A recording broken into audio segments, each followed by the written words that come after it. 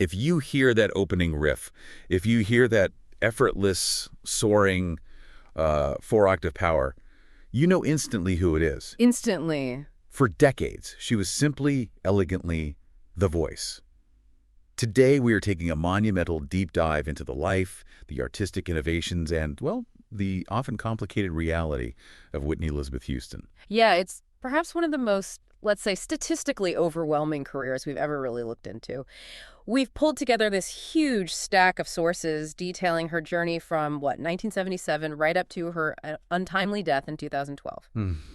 And our mission, really, is to synthesize that dual narrative that defined her. You have the spectacular, record-breaking commercial and artistic achievements, Right. running directly parallel to these intense, profound personal struggles that played out, under the glare of the global spotlight. We're talking about an artist who became a true cultural phenomenon. She redefined what a pop star could be, really regardless of genre or race. Absolutely. She accumulated, 33 Guinness World Records? Which still stands today as the most for any black female artist in history. That's right, 33. It's incredible. Our sources take us from her gospel roots in Newark through the just unprecedented cultural impact of The Bodyguard and right up to her final kind of poignant comeback attempt. So if you're looking for a comprehensive, deep exploration into the scope of her monumental impact, well, you're exactly where you need to be. Okay, so to understand the power of Whitney Houston's voice, the instrument itself, you first have to understand the power of her lineage. She wasn't just born into music. She was born into, soul royalty. And her upbringing provided this technical foundation that, frankly, few pop singers ever achieve. It's an almost unbelievable family tree, isn't it? We know she's the daughter of Cissy Houston, Grammy-winning gospel and soul singer, part of the Drinkard Singers, founder of the Sweet Inspirations. Icons in their own right. Totally. But then look at the extended family. Her cousins were Dion and Dee Warwick. And Aretha Franklin was essentially an honorary aunt figure. Right. She was just immersed in the highest levels of gospel and soul from birth. And that spiritual foundation, the intense training system of the Baptist Church, that was her conservatory. She was raised in Newark, New Jersey, joined the New Hope Baptist Church choir at 5 years old? Wow, 5. Yeah, and made her solo debut performance at 12 with the hymn, Guide Me, O Thou Great Jehovah. This spiritual depth, it isn't just biographical trivia. It's what provided the breath control, the technical mastery, and that deep emotional connection that really powered her voice for decades. But the path to global stardom, it took an interesting detour, didn't it? At just 14, she was already singing background vocals for her mother's band. In Manhattan cabaret clubs, no less. Getting comfortable on stage. Professional experience right there. Yeah. Then, surprisingly, she shifts into high-fashion modeling. Signs with Wilhelmina in 1980 and quickly lands the cover of 17 magazine. That's a big deal. It was a brilliant move for her brand, actually. That modeling phase cultivated this accessible, polished, girl-next-door charm, which was absolutely crucial for her eventual crossover appeal. Ah, okay. I see. So you had the raw, powerful voice of a gospel veteran, but the look, the image of a mainstream pop star. It set her up perfectly for Clive Davis. Right. That pivotal moment. Gary Griffith, an A&R rep for Arista Records, convinces the label head, Clive Davis, to go see her perform at the Sweetwater's nightclub.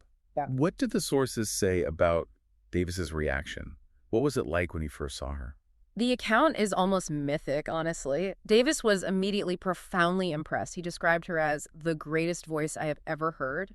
He even compared the thrill to hearing Janis Joplin or Aretha Franklin for the very first time. High praise indeed. The highest. This led directly to her contract signing on April 10th, 1983. She was just 19 years old, and Davis reportedly spent the next 2 years meticulously curating the right songs, the right producers, to ensure her debut would be a massive, global, cross-genre success. He saw the potential from day one. Okay, so that debut album, Whitney Houston, it drops on Valentine's Day, 1985.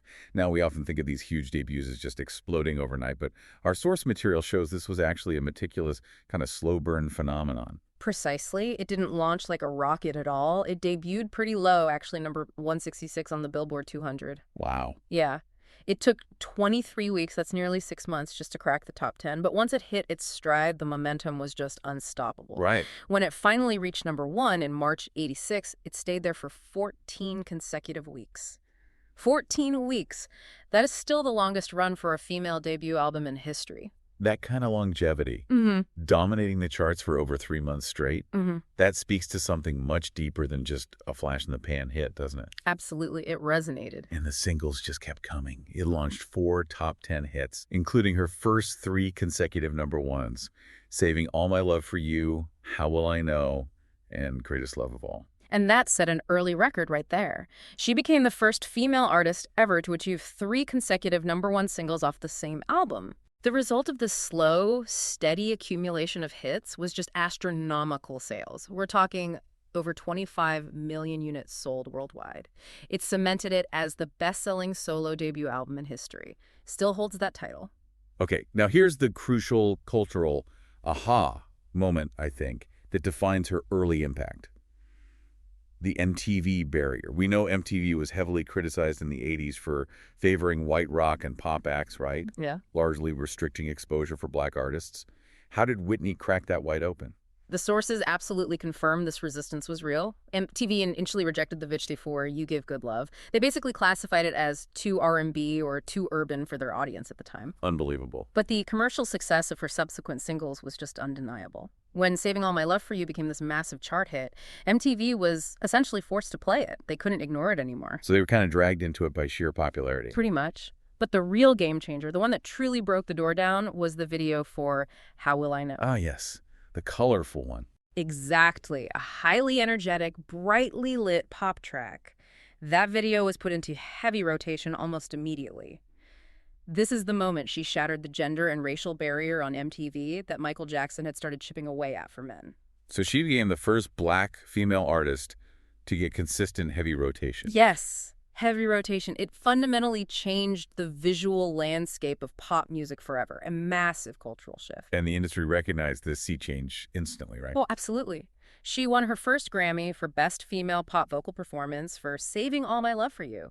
And that very same performance also earned her an Emmy Award.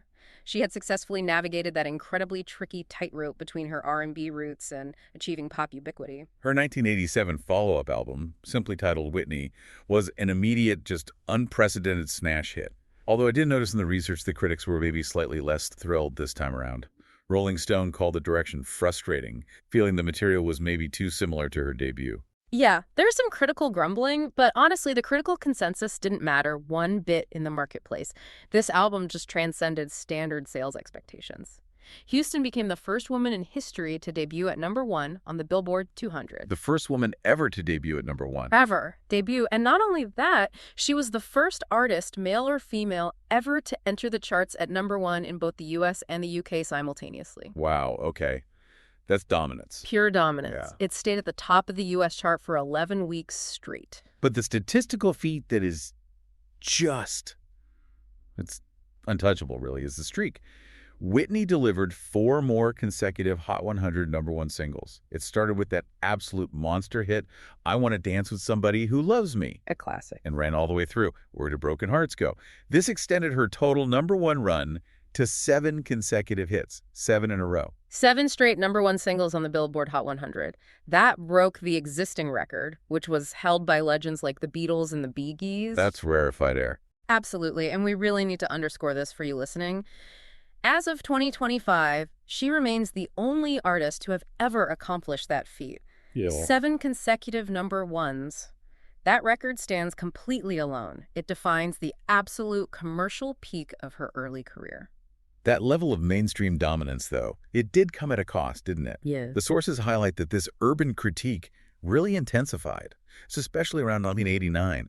Some black critics felt she had abandoned her soul roots for pop success, perceiving it as selling out. Mm-hmm. And it reached this really painful climax when she was actually jeered, booed at the 1989 Soul Train Music Awards. Yeah, that moment at the Soul Train Awards was clearly heartbreaking for her, but it really highlights the impossible tightrope she was walking. Right. She addressed this pressure head-on, though, which shows incredible self-awareness, I think. She was pragmatic. She defended her commercial choices, stating basically, if you're going to have a long career, there's a certain way to do it, and I did it that way. I'm not ashamed of it. That's quite direct. It is.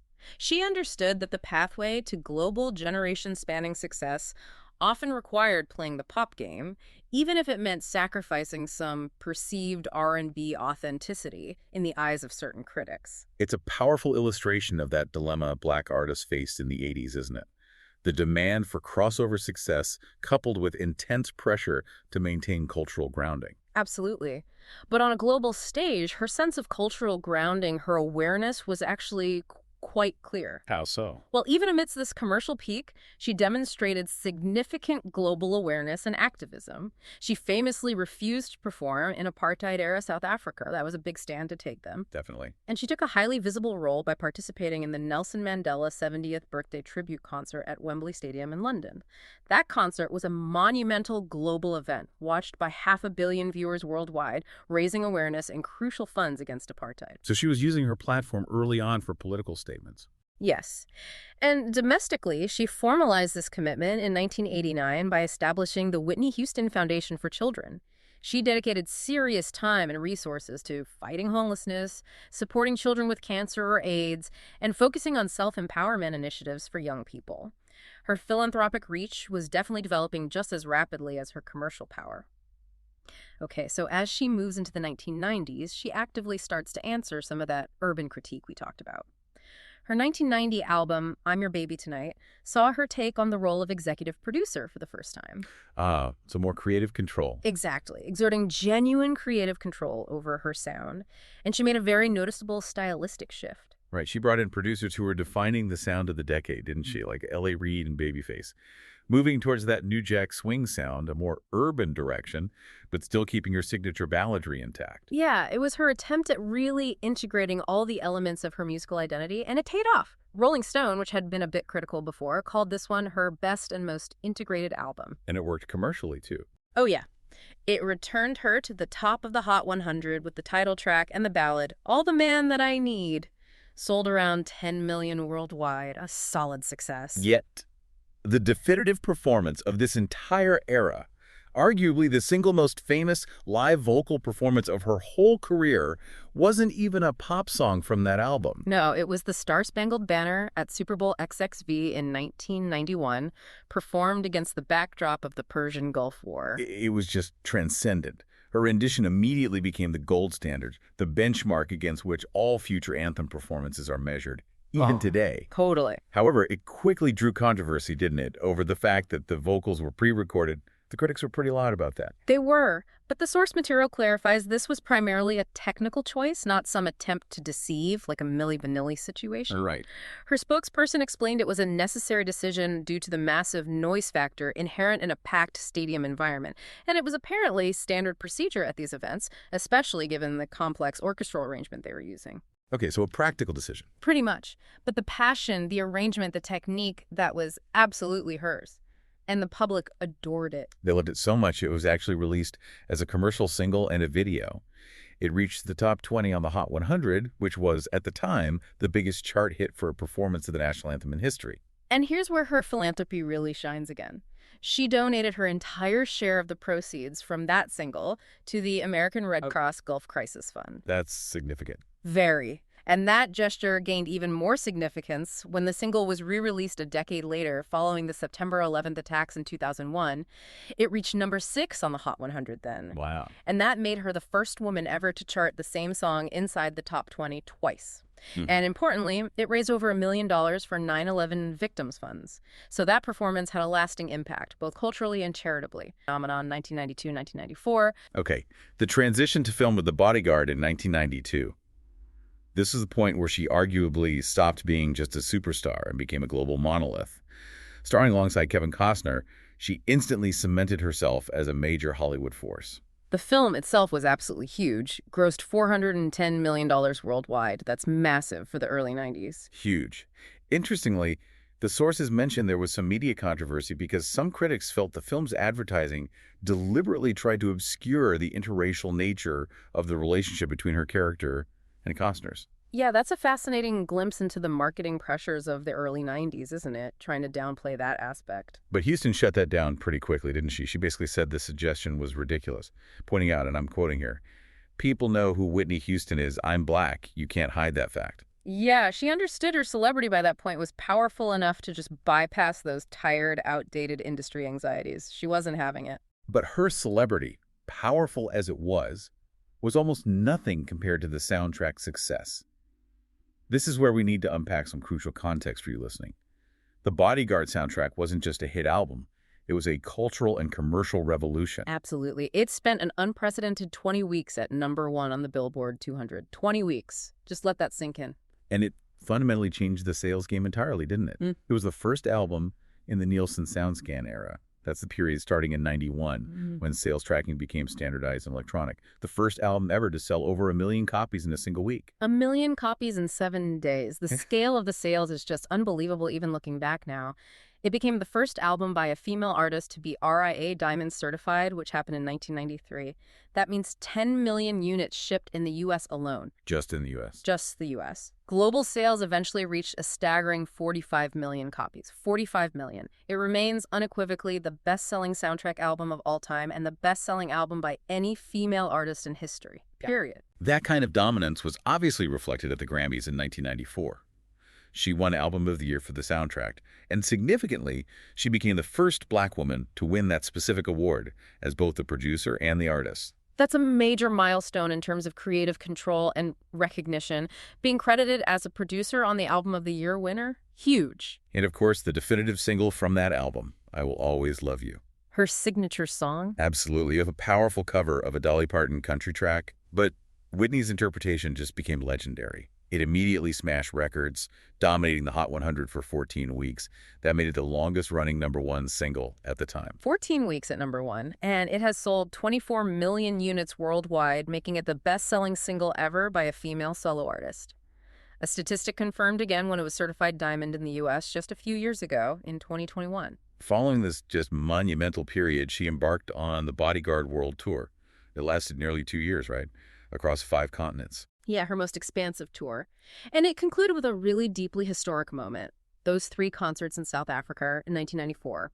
This was celebrating Nelson Mandela's election in the newly post-apartheid nation. What an incredible moment that must have been. Truly. Playing to over 200,000 people and donating all the proceeds to South African charities, she was one of the very first major global artists to perform there after the end of apartheid. A really significant cult-tagged film and production success, 1995, 1997. She very wisely capitalized on that film momentum immediately. She moved away from the thriller genre with Waiting to Exhale in 1995, where she played a successful television producer, part of an ensemble cast. And she recognized the importance of that material, didn't she? Yeah. She called the film a breakthrough for the image of Black women. She felt it showed them not just as professionals, but as mothers, complex friends, business owners, a more rounded portrayal. Exactly. It was a commercially successful portrayal that definitely influenced films featuring Black women for the next decade. Reviews were strong, too, noting she'd kind of shed the slightly defensive posture some critics saw in her first film role.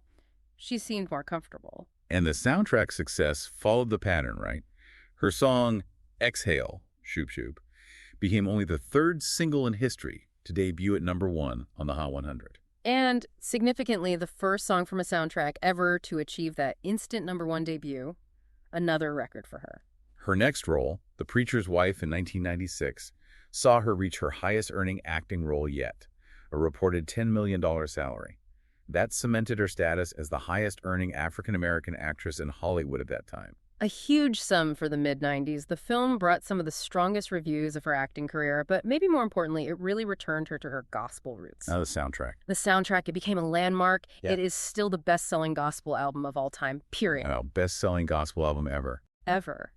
And this strong spiritual connection was so fundamental for her, so non-negotiable, that when the album was controversially excluded from the main gospel category nominations at the 40th Grammy Awards in 1998, Houston did something pretty unprecedented for an artist of her stature. What did she do? She boycotted the entire ceremony in protest. She felt the exclusion was disrespectful to the genre and her contribution to it. That takes guts, boycotting the Grammys at her level. It really does. It shows how seriously she took her gospel work. And beyond performing, she became a serious power player behind the camera too, didn't she? She launched Brown House Productions with Debra Martin Chase. Yeah, with the explicit goal to actively improve how African Americans were portrayed in media, aiming for more dignity, complexity, better roles. And their first massive project was that multiracial television remake of Rodgers and Hammerstein's Cinderella in 1997, starring Brandy. That production was a genuine phenomenon. It drew 60 million viewers on ABC, gave the network its highest TV ratings in 16 years. 60 million viewers for a TV movie. Incredible numbers. This move really proved she wasn't just accepting roles anymore. She was actively building the infrastructure for diverse artists in Hollywood and setting new standards for television film production. She and Chase later became the first black women in box office history to produce a film that surpassed $100 million with The Princess Diaries. Like a real producer. Okay, so by the close of the 90s, the foundation of her public image, that pristine, untouchable talent, it really began to show some cracks. But musically, she was still innovating, right? Her 1998 album, My Love Is Your Love, marked her first studio album in 8 years, and it was a definitive stylistic shift. Yeah, it incorporated a much funkier and edgier sound. She deliberately recruited hot producers of the moment like Wyclef Jean and Missy Elliott to connect with the current R&B and hip-hop soundscape. And did it work? It did. It yielded major hits like the title track, and It's Not Right, But It's Okay, which won her sixth and final competitive Grammy Award in 2000. So creatively, she was still relevant, still winning awards. And her financial power seemed intact, too. In 2001, she signed one of the largest recording deals in history at that time, renewed her contract with Arista BMG for an astronomical $100 million for 6 new albums. $100 million. Commercially, the industry still viewed her as absolute global royalty, untouchable almost. But, as you said, parallel to this immense wealth and success, the negative press became just relentless. Reports started detailing increasingly erratic behavior. Yeah, things like showing up hours late for appearances, sometimes outright canceling concerts with little notice. And there was the notable and frankly embarrassing failure to appear to induct her mentor, Clive Davis, into the Rock and Roll Hall of Fame in 2000. Oh, wow, she missed Clive Davis's induction. Missed it. And she was also reportedly fired from a scheduled performance at the Academy Awards that same year by the musical director, Burt Bacharach, apparently due to her behavior and condition during rehearsals. Fired from the Oscars performance. That's a big sign things were going wrong. A huge red flag. And the rumors surrounding her health and potential drug use just exploded following her appearance at the Michael Jackson 30th anniversary special in September 2001.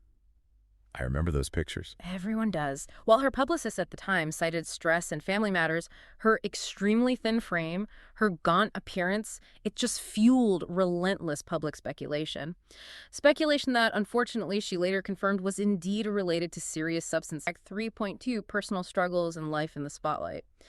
And much of the public turmoil during this period really centered around her marriage to the R&B singer Bobby Brown. They married in 1992. Right. The relationship was notoriously volatile and plagued by Brown's own significant legal issues, charges for drunken driving, drug possession, battery, serving jail time. It was constant drama. They had one daughter together, Bobby Christina Brown. That relationship fundamentally shifted her public image, didn't it? From America's sweetheart to someone increasingly associated with domestic drama and chaos. Absolutely. And that public perception shift worsened dramatically after the reality TV show Being Bobby Brown premiered on Bravo in 2005. Oh, that show. That was something else. It really was. It drew high ratings, sure, but critics almost universally slammed it for featuring deeply unflattering, chaotic, and often just embarrassing moments.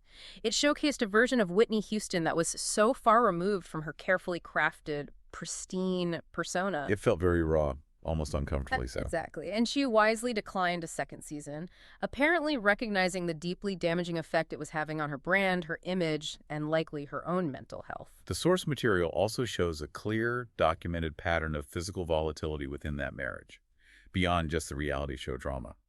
In December 2003, Bobby Brown was charged with battery following an altercation. That's right. Police reports from that incident noted visible injuries to Houston's face, including a cut lip and facial contusions. That kind of official detail really underscored the genuine danger and instability she seemed to be living through at that time. It's just heartbreaking to juxtapose that with the image she projected professionally. Completely. Her most candid admissions about her own substance abuse came a bit later, during that famous 2009 interview with Oprah Winfrey. Right, the big comeback interview. Exactly. She admitted that while she had famously said crack is whack during the 2002 Diane Sawyer interview. A line that became iconic in its own way. For sure. But she admitted to Oprah that her drug use was significant and had escalated rapidly, especially after the peak of her fame. She revealed that her drug use, which she said was light before The Bodyguard, became an everyday thing by around 1996. Escalating after the film's massive success and the birth of her daughter, she confessed very openly, I wasn't happy by that point in time. I was losing myself. It was a really vulnerable admission, and perhaps the most visceral, just heartbreaking detail regarding the depth of her psychological breakdown came from her own mother, Whitney Houston, in her 2013 book. What did Sissy reveal? Sissy described the desperate intervention she mounted back in 2005. She actually used a court order and police assistance to press Whitney into treatment. She felt she had no other choice. Wow, a court-ordered intervention with police. That's extreme. It shows how desperate the situation was, and I think we need to pause on the details Sissy shared about finding the walls of Whitney's home in Alpharetta, Georgia, spray painted. Spray painted. Yeah. Sissy recalled seeing big, glaring eyes and strange faces painted on the walls, and she even found a large framed photo of Whitney where her own head had been deliberately cut out, slashed out of the picture. Oh my God, that's chilling. It really is. That image, the spray-painted chaos, the self-mutilation of her own photograph, it just underscores the intensity of the breakdown she was experiencing. This wasn't just about physical addiction. It was clearly deep psychological turmoil, this chaos playing out in her private life, so far removed from the pristine, perfect image she projected to the world for so long. It speaks to just the immense internal pressure she must have been under, trying to maintain that facade of perfection while grappling with the chaos in her marriage and her addiction. Absolutely. The mother's desperate intervention, using the legal system, really confirms just how far things had gone, how much danger she was perceived to be in. 3, the final comeback and death. Despite all those struggles, she mounted a really determined comeback attempt with the album I Look to You in 2009. And commercially, it was actually pretty successful, wasn't it? It was. It debuted straight at #1 on the Billboard 200, sold over 305,000 copies in its first week in the U.S. It definitely proved her selling power, her connection with her audience was still intact. People wanted her back. Yeah, it was a huge wave of goodwill for her. Absolutely. However, the subsequent Nothing But Love World Tour that faced widespread negative reviews. There were numerous rescheduled concerts, often attributed to vocal difficulties. Right. The damage to her voice, which we'll discuss more in a bit, was unfortunately becoming quite evident to the public and the critics during that tour. It was painful for many fans to witness. Her final professional undertaking was the film Sparkle, a remake that was released posthumously in 2012. She starred in it and also served as an executive producer. Yeah, bringing her career kind of full circle back to producing as well. The very last song she ever recorded was the uplifting track Celebrate, which was featured on the Sparkle soundtrack. And then came the tragic, just incredibly untimely death. On February 11, 2012, she was found unconscious, submerged in the bathtub of her suite at the Beverly Hilton Hotel in Los Angeles. The timing was just agonizingly close to the 2012 Grammy Awards weekend, which were happening right there in LA. It turned the entire event into an immediate, spontaneous global tribute to her life and music. Just surreal timing. The Los Angeles County Coroner's Office later ruled the death an accident. The official cause was drowning, but with atherosclerotic heart disease and chronic cocaine use listed as significant contributing factors. A tragic end resulting from a combination of factors. Her passing led to an immediate, massive posthumous surge in her music sales. I remember that. Her music was everywhere again. Everywhere. She sold something like 8 million records worldwide in just the 10 months following her death. And she set one final, unbelievable Guinness World Record for a female artist. What was that? By placing 10 of her albums simultaneously inside the Billboard 200 chart, 10 albums charting at the same time. A final, powerful testament to her enduring popularity and the depth of her catalog. Okay, so we absolutely must dedicate proper time now to the core of her legacy, the instrument itself. There. She earned that definitive nickname, The Voice, for a very clear reason. Let's try and break down the technicality of that incredible 4-octave range she possessed. Yeah, technically she was classified as a spinto soprano. Now what that means is her voice had this unique combination of weight and brightness. It was powerful, dramatic, capable of both incredible lyricism and immense volume, almost operatic quality projection, yet somehow perfectly adaptable for pop music. So power and flexibility. Exactly. The sheer power combined with that legendary breath control was just unparalleled in popular music, especially at the time she emerged. And that critical acclaim continues right up to today, doesn't it? Just in 2023, Rolling Stone magazine ranked her second on their prestigious list of the greatest singers of all time. Second greatest ever, placing her just behind her honorary aunt, the Queen of Soul, Aretha Franklin. Incredible company. The best. And if you look at Rolling Stone's critique of I Will Always Love You, it perfectly explains her unique technique. They noted her ability to shift seamlessly from being gently brooding, where she used her voice in this light, almost unsupported way, to suddenly unleashing this showcase for her limber, muscular upper register. So she could switch dynamics instantly. Instantly and flawlessly. They said she executed the song with equal parts bone-deep feeling and technical perfection. That balance is key. She also popularized, maybe even codified, one of the most imitated vocal features in modern pop music. Melisma. Ah, yes, the runs. Exactly. For listeners who might not be familiar with the term, melisma is the technique of singing multiple notes on a single syllable of text. Essentially, those intricate vocal runs. Think of the incredibly long, complex, drawn-out notes on the word I and I will always love you. That's the prime example, but the difference between Houston's use of melisma and many subsequent imitators is really crucial. Critics consistently noted her moderation with it. How so? Well, unlike many singers who came after her, who often turned melisma into sheer vocal gymnastics, just showing off, Whitney usually saved the technique for moments of supreme emotional punctuation. It felt earned. She was controlled, powerful, but always precise. So it served the song, not just the ego. Exactly. As the UK newspaper The Independent once observed, something like, every other contestant on TV talent shows is a Whitney wannabe, but they often fail because they emulate the power without the control or without that crucial emotional reserve that really defined her artistry. Her versatility was also pretty much unmatched, wasn't it? The sources detail her dexterity across almost every major popular genre imaginable. Oh yeah. R&B, pop, soul, gospel, dance pop, new jack swing, funk, disco, house music. She even dabbled successfully in Latin pop rhythms. That ability to be credible, and not just credible, but chart-dominant in so many different musical spaces, really confirms the Rock and Roll Hall of Fame's assessment that her sound constantly expanded and adapted through her collaborations with a huge array of different artists and producers. She wasn't stuck in one lane. Never. However, we do have to complete the circle of this story and acknowledge the very real toll her personal struggles took on this irreplaceable instrument. Her voice coach, Gary Katona, stated publicly that when he first started working with her after 2005, trying to help her recover, he estimated she had lost something like 99.9% of her voice due to her lifestyle choices at that point. 99.9%. That's devastating. Devastating. Now, he did say that with intensive work, she eventually recovered maybe 75 to 80% of her former capacity before her final comeback. But that initial catastrophic decline really underscores the fragility of even the greatest, most technically sound voice when subjected to chronic substance abuse over many years to legacy and cultural impact. Her legacy, when you step back, is simply revolutionary, particularly regarding those cultural barriers we discussed earlier.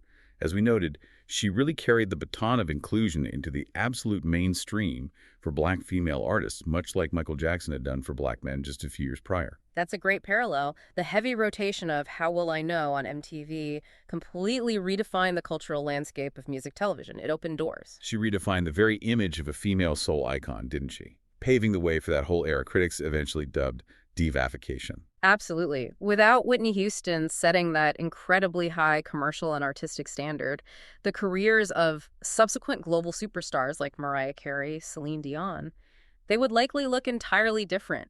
She created the blueprint in many ways. She's still widely dubbed the greatest singer of her generation. And let's put some numbers behind this unmatched dominance again, just to really let it sink in. She's one of the best-selling music artists of all time. Sales estimated at more than 220 million records sold worldwide. Just staggering numbers. And the specific records just stack up relentlessly. She's the only Black female artist with 3 RIAA Diamond-certified albums in the U.S. That's Whitney Houston, Whitney, and the Bodyguard soundtrack, each selling over 10 million copies domestically. 3 Diamond albums is rare for anyone. Extremely rare. She's also the only Black female artist with 6 albums selling more than 10 million units worldwide. It's a level of consistent, massive global dominance that translates directly into holding those 33 Guinness World Records, making her the Black female artist with the most Guinness World Records in history. And her industry recognition matched those sales figures. She holds the record for the most American Music Awards won in a single night, 8 AMAs, which tied Michael Jackson's record. Yeah, sweeping the AMAs. She also holds the record for the most World Music Awards won in a single year, 5 in one go. She won 36 Billboard Awards in total throughout her career. Her status in the cultural pantheon is obviously confirmed by her Hall of Fame inductions, too. The Bet Walk of Fame, the Soul Train Hall of Fame, and then posthumously but rightfully, the Rock and Roll Hall of Fame in 2020. Long overdue, many felt, for the Rock Hall. Her influence continues to be measured even now, in the digital streaming age. In 2020, the video for I Will Always Love You became the first music video by a solo 20th century artist to surpass 1 billion views on YouTube. A billion views for a video from 1992. Incredible staying power. And just in the last couple of years, her enduring hits I Want to Dance with Somebody and that Kygo remix of her cover of Higher Love have both surpassed 1 billion streams each on Spotify. That ability to be constantly rediscovered and to dominate across streaming generations really confirms that the music itself transcends decades, transcends formats. It's timeless. And we absolutely must not forget her extensive philanthropy, which, as we've seen, runs like a thread through her entire career right from the beginning. Definitely. She focused heavily on the Whitney Houston Foundation for Children, providing scholarships, supporting inner-city playgrounds, medical aid for kids. Her anti-apartheid stance was powerful and public.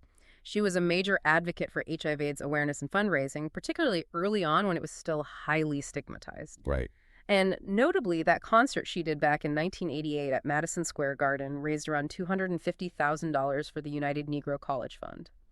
She truly used her voice, her platform, for good, consistently beyond just the charts and sales. Hashtag Gospel roots. Yeah, I think that's exactly right. Because despite the immense pop dominance, the global superstardom, she never truly seemed to leave the church or her gospel music roots behind her. She consistently made it a point to include spiritual songs, gospel numbers when she was on tour, almost as if to acknowledge, where her vocal power truly originated. Her most successful, purely charitable endeavor, the Prophets from the Star-Spangled Banner single, raised huge sums for various causes, and that seemed rooted in a belief system that demanded charitable action. And as we mentioned, she felt her gospel work was so essential, so core to her identity, that it led her to boycott the Grammy Awards when she felt it wasn't given proper respect. That speaks volumes. So we'd strongly encourage you listening to maybe seek out some of her deeper, more spiritual work. Go listen to The Preacher's Wife soundtrack again. Maybe find footage of her final televised performance, which was actually a gospel duet of I Look to You at the Bet Celebration of Gospel. And just consider how that unwavering spiritual grounding might have informed her musical choices, her strength, even when she was being criticized for being too pop or when she was facing immense personal trials. That duality, I think the spiritual foundation powering the global superstar, that remains the most compelling, the most enduring layer of her incredible legacy. Thank you so much for joining us on this deep dive into the monumental life and career of Whitney Houston.